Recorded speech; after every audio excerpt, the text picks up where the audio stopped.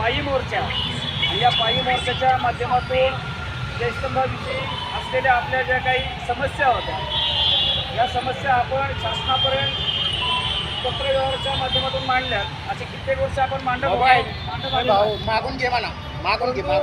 कालपासून जी आपली आरपारची लढाई होती या आरपारची लढाई लढण्यासाठी आपण मुंबईकडे सर्वजण जात आहोत. परंतु हे जात असताना शासनाची देखील जबाबदारी असते. अगदी शासनाने जबाबदारी घेऊन आपल्याला आपल्या ज्या काही मागण्या आहेत या मागण्या मान्य करण्यासाठी एक पत्रव्यवहार केलेला आहे. हा पत्रव्यवहार मी आपल्या सर्वांना वाचून दाखवतो. त्याचं कारण असं आहे मी जरी ह्या लॉंग मार्चचं नेतृत्व करत असेल तरी पण खऱ्या अर्थानं आपण सर्वजण या लॉंग मार्चचं नेतृत्व करत आहात. त्यातल्या त्यात प्रामुख्याने आमच्या ज्या काही भगिनी आहेत मी त्यांना झाशीच्या राणी नाही म्हणू शकत कारण झाशीच्या राणीवर माझा विश्वास नाही. पण मी त्यांना अहिल्याबाई होळकरांच्या नेतृत्वाखाली या सगळ्या भगिनी एक पाऊल पुढे फोन केले 15 मिनिटं वाट बघितली आपण सर्वच भीमसैनिक आपल्या या मोर्चाला यश येत आहे.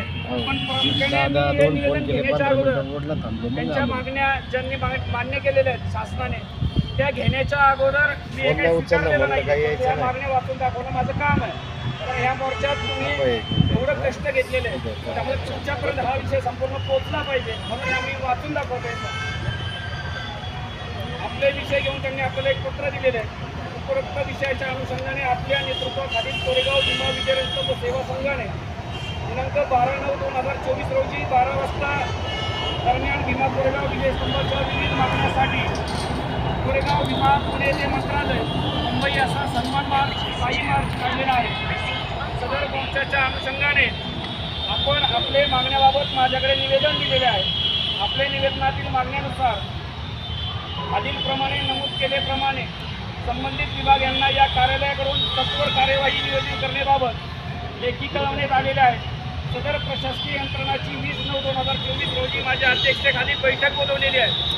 माननीय प्राण साहेब तो जो आपला जयस्तंभ आहे ज्या हवेली तालुक्याच्या खाली येतो ते हवेलीचे प्राण साहेब काल आपल्याशी चर्चा करून गेले होते.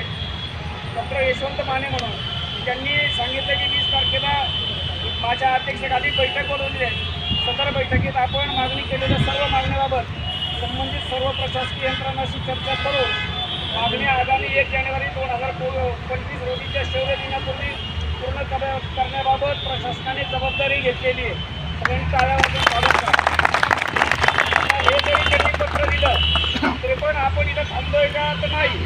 आपलं आंदोलन थांबलेलं नाही आहे. परंतु कुठलीही गोष्ट करत असताना त्याला शासकीय पत्रव्यवहार असतात, तांत्रिक अडचणी असतात. तर त्याच्यासाठी आपण आपल्या सर्वांच्या वतीने त्यांना एक पत्र देतो.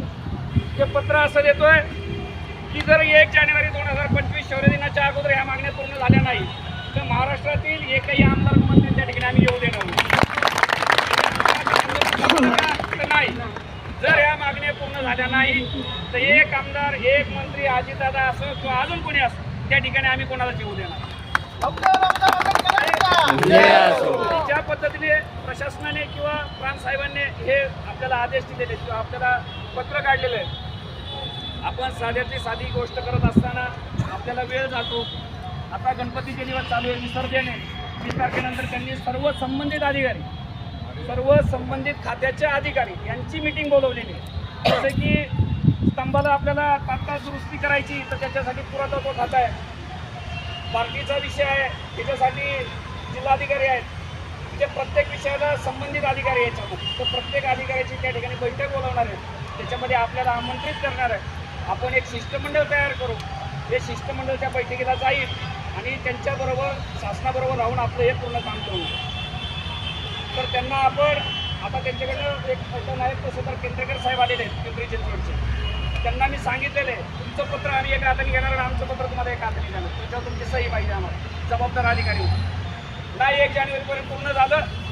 आज आम्ही इथं शेकडोच्या संख्येने दिसतोय. 1 जानेवारीला लाखो लोक आहेत. त्याचा तुम्ही विचार करून आम्हाला उत्तर द्या. काय हे सगळं आपल्याला कुठल्याही प्रकारचं वेटिंग करायचं नाही आहे.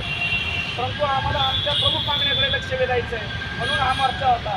कोणाला वेटिंग करण्यासाठी, कोणाला विरोध करण्यासाठी आपला हा मोर्चा नव्हता आणि कदापि नसणार. त्यामुळं त्यांना आपण आपल्या लेटर हॅडवर एक पत्र बनवून त्यांना आपण देणार आहोत. तोपर्यंत साहेब आम्हाला थोडासा वेळ पाहिजे तुमच्याकडून.